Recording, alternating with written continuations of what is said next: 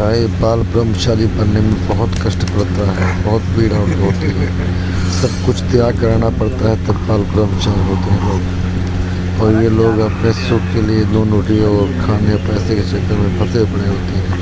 लेकिन इनकी ज़िंदगी देखो, ये महाराज जी कितने भोले हैं, कितने प्यारे हैं। निस्वार्थ सेवा प्रभु की करते हैं और प्रभु से कुछ नहीं मांगते, सिर्फ प्रभु का नाम लेते हैं और हम इनको भूल जाते हैं।